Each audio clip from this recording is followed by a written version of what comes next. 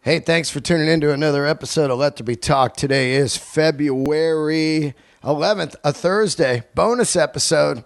And this episode is brought to you by Earthquaker Devices. That's right, if you play guitar, bass, keyboards, anything, any kind of instrument, plug it in, get crazy. You want to sound like a guitar god? Get yourself a stomp box from earthquakerdevices.com. They've been my sponsor for over 2 years, and these guys kick ass. You want to sound like a king on the guitar? Earthquaker Devices. Get on there. Tell them I sent you. Get yourself a good deal, man. These guys are fantastic. Handmade pedals right out of Akron, Ohio. Do not miss them. Get a boutique pedal from Earthquaker Devices.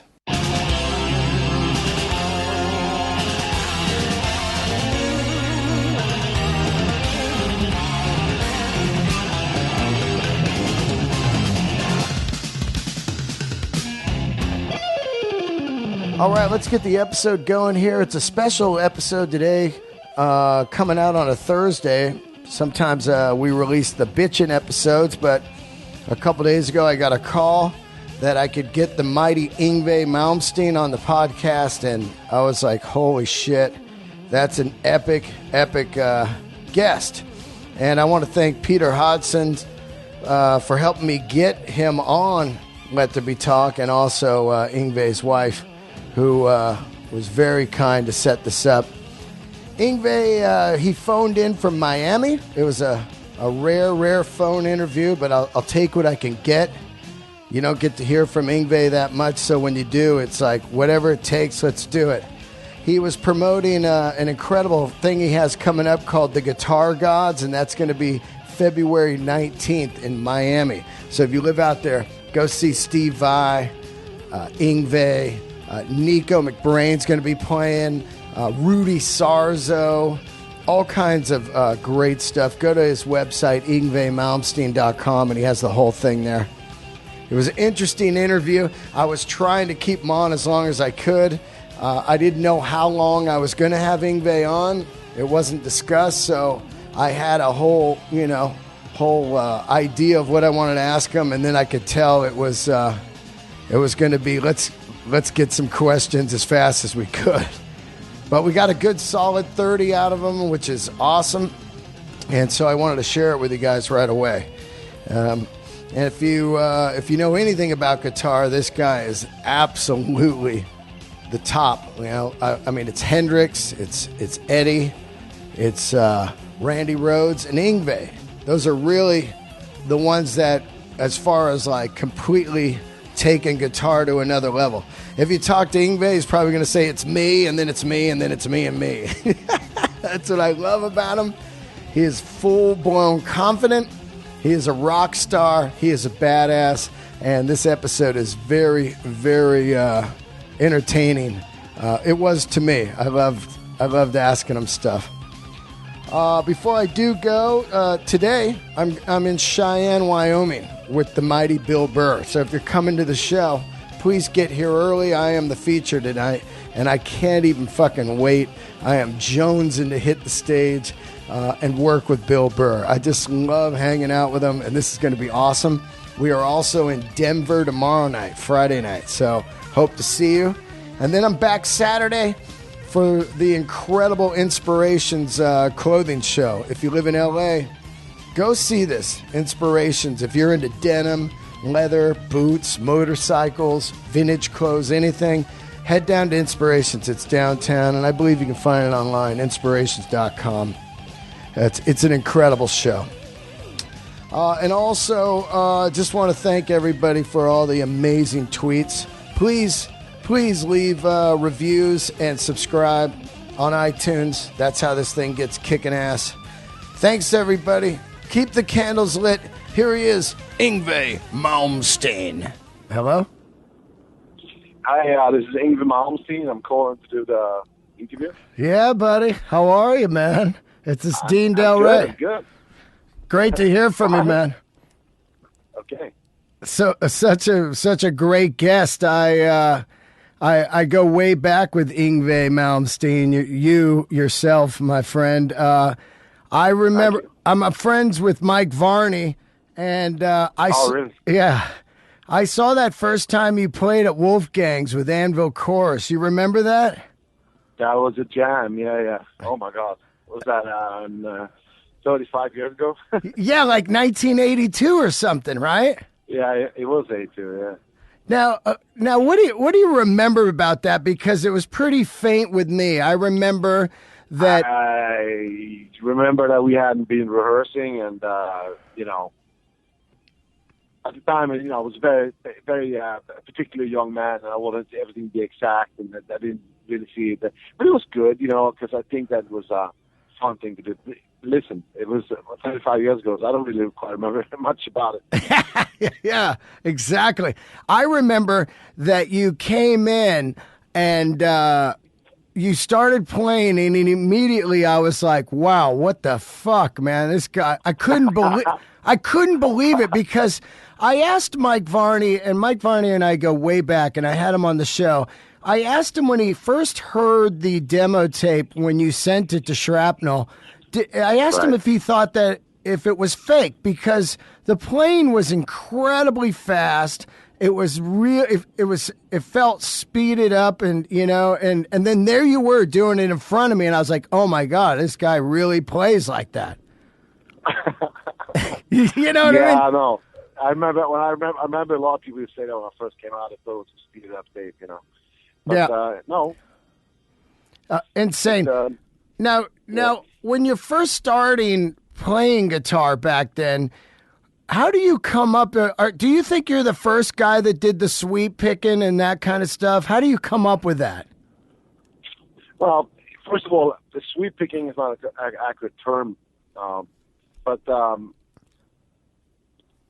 what I did was I learned to play. I was very, very young when I started. I was 5 years old when I got my first guitar, and I learned to play the blues and all that stuff. And it was kind of, it felt a little bit limited to me. So my older brother and sister used to, play all the Tchaikovsky and Vivaldi and everything on piano and all that.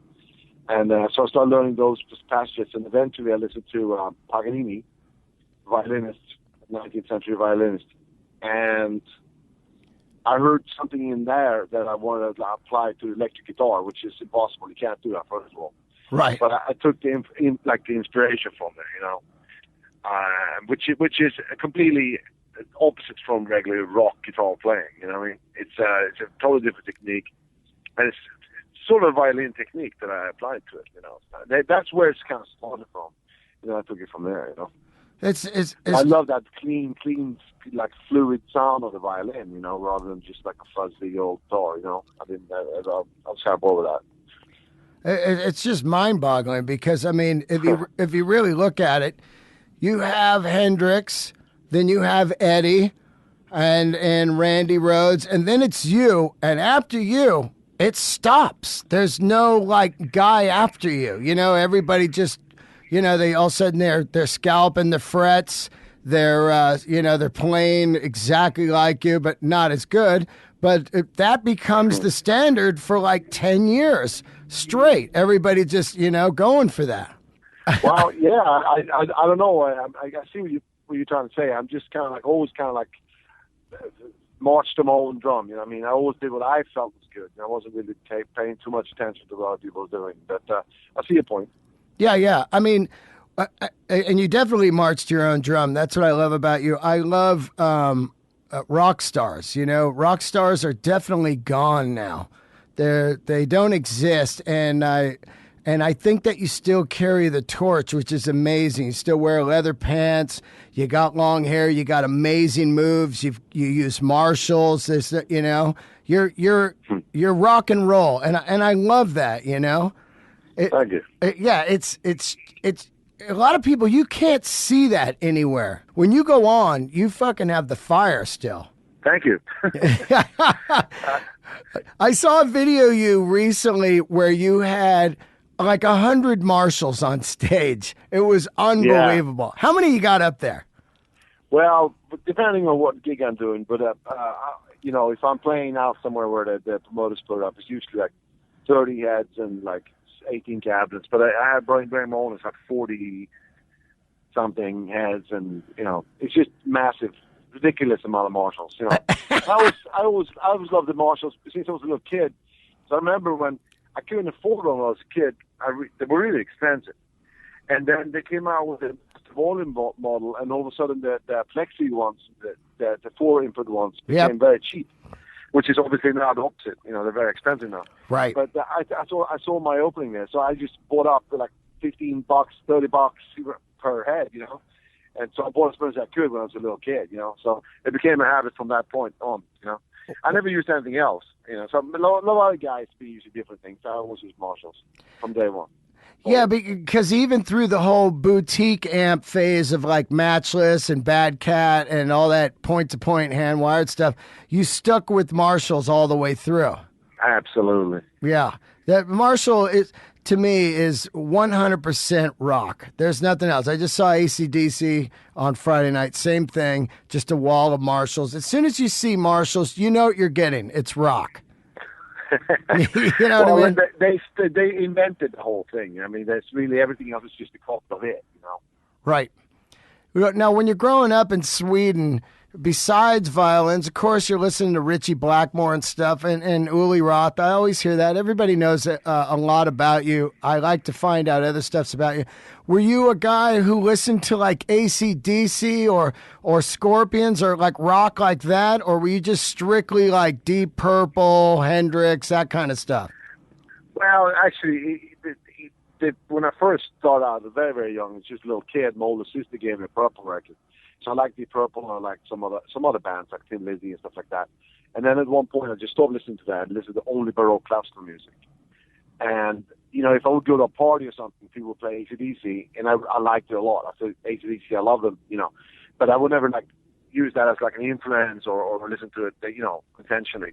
The influence was strictly Baroque classical music, and, you know, the metal was already, you know, in my DNA, you know what I mean? So it was a combination of those two things that you know, grew to be what it is now, you know. Absolutely. So now, what was it like growing up in Sweden? Were you playing in cover bands and stuff? Because your demo that Varney got, did you make that demo in 1978? I read somewhere. Well, no, some of them were, but the main body of that stuff was made in 1980. And I never played in cover bands. I never played in bands. It was just always me doing my thing, and then whoever was around playing the bass or drums. And sometimes I played the bass and drums on the recordings, and I sang, you know. Again, you know, I was always doing my own thing, you know. Yeah. It wasn't really a scene going on. It was very very bare, you know. It was really nothing going on. So it was I had to leave, you know. Yeah. Let's talk about, so you send the tape to Varney, and he emails you back, or does he call you?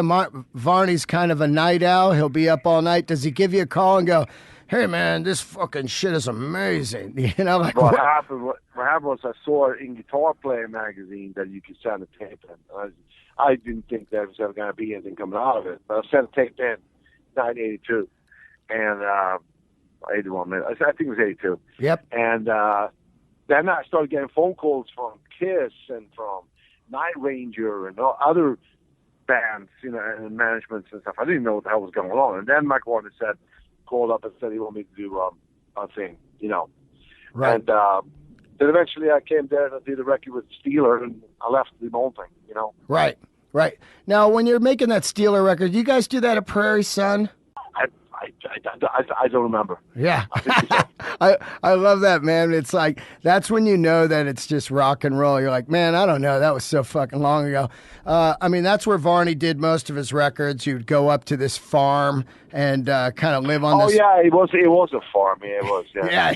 Yeah. And then you I mean, that's got to be so weird to you because you're coming from Sweden, and then you all of a sudden you're on this farm making a record. You know, you're like, it doesn't seem very big rock and roll, but that record. It was fine. Yeah. Now, when you're making the Steeler record, are you already in your mind like, I'm out of here, or are you digging Steeler for a while? It was a very brief period. I think from the point I did the first gig with them till I left was like 1 month or something. Right. I mean, maybe 2 months. I mean, it was like very, very short, you know. Yeah. And so, you know, I like the guys, they were nice guys and everything, but I think maybe the music wasn't exactly, you know, matched with what I was doing, you know what I mean? Right, exactly. I understand. From there, you go to Alcatraz, of course, which I saw Alcatraz at, I believe it was the same place, Wolfgang's, where you played that first thing with Anvil Chorus. And that had to be like kind of cool. You're playing with Graham Bonnet, right? I mean, you're a big Rainbow and Deep Purple guy and stuff. He was a bit of a. It's very well documented in my book, Relentless, how that all happened, because I was being offered to join other bands like UFO and stuff like that, actually on the same day. And the reason I went with the Graham Bonnet thing was because they didn't have any songs, they didn't have any direction, they didn't have anything. So I just took over the whole thing. It became my thing instead of it. And because I've always been kind of like that, very strong in my views and my style, So I didn't want to be just playing some other people's songs. Right. So that's why I took that and basically took that thing over and then left, and then that was it. You, the same day you were offered to play in UFO. That's pretty. Yes, it's the same day, in fact. Wow. And the reason Phil Mogg, though, God bless him, he was not really exactly. I guess he was a little bit, having a few or something, but. I just felt it was very unorganized, and I didn't want to play some old Schenker songs and stuff. So I went with a thing that's gonna be my songs from the day one, Right. And that was the same day I made the decision. As I said, it's in my book, Relentless. It's very, very well documented exactly how it happened, which is interesting. Right. Now let me ask you something about when you're writing that Alcatraz record. Those songs are great on there, I mean, people fucking love the songs. And also I think that the flavor of that carries on for kind of the rest of your career, of course, the kind of style of music you do write. Of course, later you go instrumental and stuff. But was a singer a big deal to you ever, or you just never really, you were just like, nah, it's just more about the songs and the playing instrumental? No, I mean, the thing is that when I wrote songs, a lot of guitar players don't do that, but what I do when I write songs, I write all the melodies too. Right. Even if I don't sing them, if somebody else sings them, it doesn't matter. I write the melodies for the singer, and the lyrics. And so that's why you hear that, thing continuous through all my albums where, the same thing. Yes, because doesn't matter who's the singer, they sing my melodies, Right. And the first solo album was instrumental because the label in Japan said they wanted to be instrumental. It wasn't my choice, really, Oh, but, I got you. The Rising Force record? Yeah. That wasn't your choice to make an instrumental? I never knew that. Well, not initially, no. I mean, but it's we all know what happened with that one. It became... Right. What is it? What happened with that? So, but it's kind of a funny thing in a way, When you're looking for a singer, I'm just curious because I sang all my life and I love certain singers. Do you have singers that you think this is the style that I love? Like I love Bon Scott, but I also love Rob Halford. Do you like a style of singing? Is it more kind of the gothic of like Deep Purple, or like Ian Gillan is unbelievable, and I love him in the Black Sabbath Born Again record. Yeah, that's rare album. I know it's rare that people like that, but I think that record's very unique because of how great his singing is on that. Have you always looked for like a style of singer, or do you like to try different style singers? I just thought it'd be important for someone who could carry my melodies, what I'm saying? Right. But I don't do that stuff anymore. Now I'm singing myself, so it's I'm going back to what I did when I was a teenager, singing myself. So my new album has all my vocals on it. So now I don't have to even look for someone else. Yeah. Perfect. Yeah. That's what I love about you, man. You're like, oh, hey, it's fucking me. And, that's rare to find somebody that has a vision and can carry that vision through. Most of the times, I think the problems with rock bands are you'll have one guy who has a vision, but then he kind of loses it, and the other guys are just sitting there waiting for that person to carry it through, But with you, you definitely have some, like what you want to do, and you do it, Yeah, that's true. Is singing hard for you? Because I sang, and I hadn't sang in a while, and I sang last week. I did this tribute to Bon Scott, and I was like, man, it gets older. I know you're 52 or so. I'm 50. It gets harder as you get older, you know?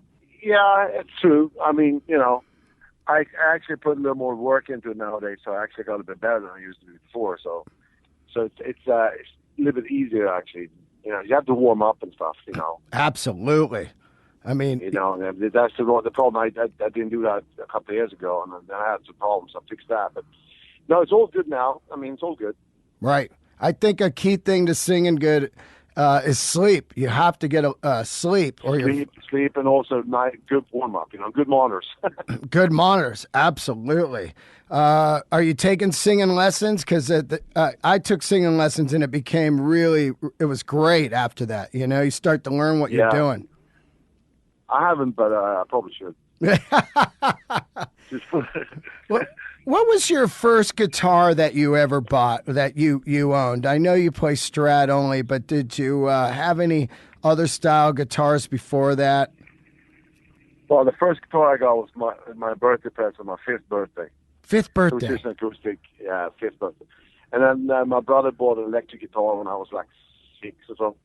That I actually got from him when I was 7, which was a nice little, like a Stratocaster type of guitar. Right. Copy, you know, cheap right. one. You know, like a Seville or something. Kid. You know, so I was always, that style of guitar was always my guitars, and eventually I got the real thing, you know what I mean? But it was hard to do. I mean, that's more in detail in my book, Relentless. So I explain all that stuff. What was the first Strat that you got? Was it the 72? No, it's not that one. Right. It was a similar one. Similar one. My first guitar Strat was a 68 Strat. And do you prefer rosewood or maple? I prefer maple things. Right. I like both, but maple. Right. Now, I know you're living out in Miami. You've always kind of lived out there, right? Well, last almost 30 years now. What makes you choose Miami? I'm just curious over like L.A. or New York. Because I live in L.A. and New York, and let me tell you, but Miami blows it away. Yeah? It's just beautiful, amazing place. The best, everything's the best. I love it. I'm driving around here right now. What are you driving in today? Yeah, I know you had Ferraris for a while. You're a big Ferrari guy. What do you drive? Yeah, right now I'm a 360 Spider. Wow. No shit. That is awesome. Did you see the new Ferrari that came out yesterday? The new the replacement for the Ferrari 4? No. Oh, I love that car. It's like a 4-seat Ferrari, man. How many Ferraris you got? You still got a few or just one? Yeah, 5. 5? Man, what do you got? I got the old ones. So it takes too long to explain it. I got the vintage ones, you know. Yeah. It's funny. Ferraris are through the roof now. I mean, those are your... tell me about it. Those are your retirement, you know? Now, let's go back a while. Years ago, you were in a crash, right? Yeah. That's long time. I don't even remember anything about that. There's nothing to say about that. Yeah, I hear you. I was in a crash recently. I was hit on my motorcycle. And the reason I brought it up is it's scary, right? When you use like your hands and everything to make money, right? Did you have? I don't know, but I mean, you know, it's, as I said, that's such a long time ago, and I don't think about it, you know. Yeah, you were pretty wild when you were younger. I was crazy wild too. Are you still wild? No. No? No, I wouldn't say so. No. Do you party at all anymore? No. No. No. Not at all, huh? Nothing. No booze, no. Wow. No. Did you go to rehab or anything for that? No. Nope. That you just about 10 years. 10 years. Almost. Yeah. Wow, that's fucking awesome, man. Yeah. Actually 11 now. 11. Wow, congrats. Yeah. Did it ever get crazy low? I know there's a point where you had some some shit like where the cops came to your house and stuff. But was there a real low spot in your life? Not like that, you know. It was other things, you know. But I always kind of like just bounce back from stuff. Right. Yeah. So I don't reflect on that stuff at all. I don't even think about it. Yeah. Some people have the ability to you know, bounce out of it, bounce back from it and stuff like that. Some people don't, as you all know. Right. So I don't recommend it for anybody. That's bad stuff. All of it's bad. Yeah. Do you know about the show in Miami on February 19th? But what's the show in Miami? We're doing this really, really great festival. Yep. And it's called Guitar Gods Festival. It's in Miami Beach, February 19th. Yep. And it's my wife came up with the whole concept, and it's called Guitar Gods, and it's actually in conjunction with AMF, which is April Malmsteen Foundation, my wife's foundation. Yep. And it's for awareness and protection of endangered animals. So the proceeds go to that. But it's put together as a great thing. First of all, we're going to have heavy hitters like me, Steve I, yeah, Gus G, yeah, Rudy Sarzo. Oh, Rudy. Nick McBrain. Yep. And then we have a bunch of kids that submitted. We got literally 1,000 submissions. Wow. And we announced that we have, if you get, win, out of a selection of so many, you get a spot to actually play on stage with us. Wow. So there's going to be 10 winners that's going to be playing one song each. So sort of like a competition for that. That's amazing. And whoever wins that gets to go on the rock and roll cruise that goes the next morning. Wow. Now, is there an age? Was there an age limit for the kids that audition? There's no age limit, I mean, they can't be like real professional recording artists and stuff like this. But trust me, there's a lot of good submissions, a lot of them. So that's going to be great. And it's going to be, he's in this amphitheater right on the beach here in Miami. Wow. Miami Beach. Outdoors? Collins Avenue. Yeah, semi-outdoors. It's like an amphitheater. Wow. Outdoors on the beach. And February 19th, and it's going to be amazing. So anybody hears this should definitely show up, Wow, that's so cool. Now, how long have you known Rudy? Rudy has been on my show a few times, and Rudy just played with me last week. We did a tribute to Bon Scott. Rudy is an absolute god, right? Yeah. He's great. I've known him for ages. I've known him forever. Steve, too. I've known Steve since, I don't know, when I left Alcatraz, he joined that. And so I've known him forever. Right. Steve Vai. Were you a big fan of the Steve Vai era of the Zappa stuff? Did you listen to that stuff at all? I had some of the really early Zappa stuff from the early 70s. My sister bought. That was funny stuff. Yeah. But I was never, I never really got heavily into any of it. I mean, that was funny. The lyrics were amazing. Yeah. But that's where it was really.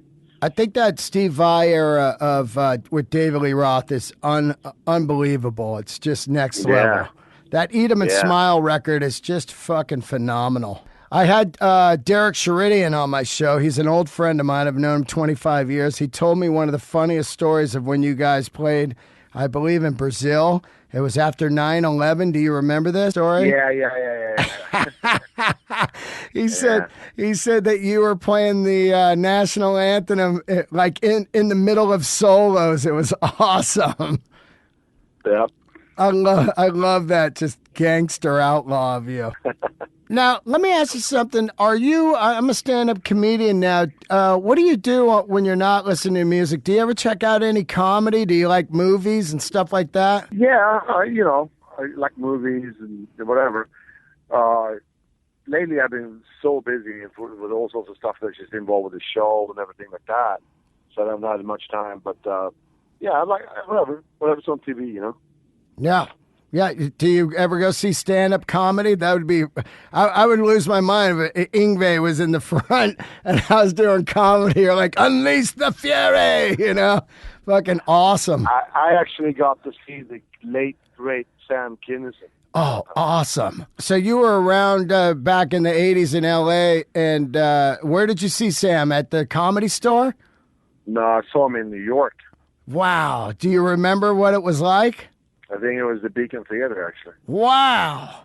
What was that like? He was the greatest, really, really, really, really good.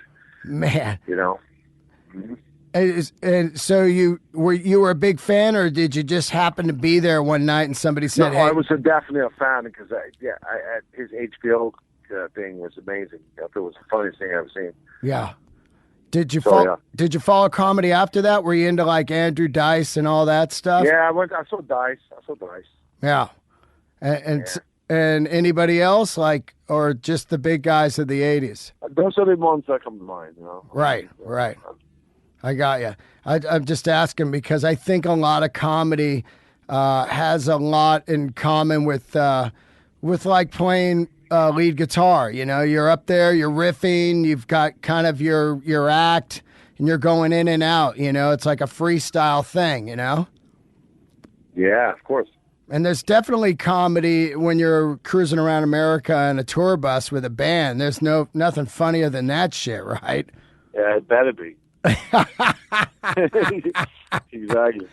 Oh man, so amazing. Now, can you talk a little bit about the G3 tour? Did you have fun on that? Yeah, that was a lot of fun actually. Yeah, it was great. You think you're going to do something like that again, or maybe take this Guitar Gods thing on the road? Yeah, we've been thinking about that. That'd be great, right? Exactly. Yeah. But the one thing we're doing now is definitely like that would be like the one definitely the start of the whole thing. The Guitar Gods we're doing now, Right. Then we'll take it from there. You know what I'm saying? Yep. There's a lot of big names out there actually calling us and they want to do it too. So it's a lot of interest in it. That'd be awesome, man. Who are some of the newer players that you like? Do you like anybody out there that you hear? Well, I mean, I don't really have an active. I don't like to actively check it out, so I couldn't really tell you. But I mean, I know there's a lot of new kids out there. Yeah.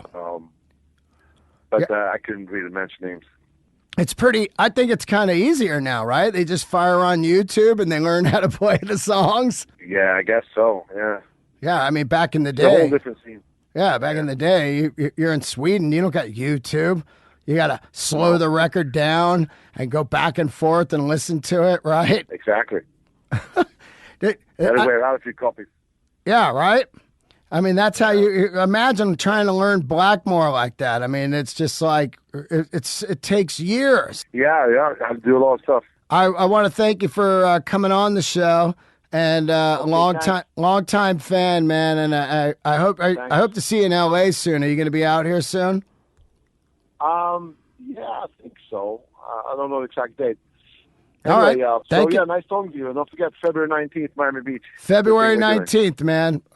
Guitar Gods. Yeah. Thank you, brother. Exactly. Thank you. Light the candles. Right. Okay. Thank you. Later. Bye.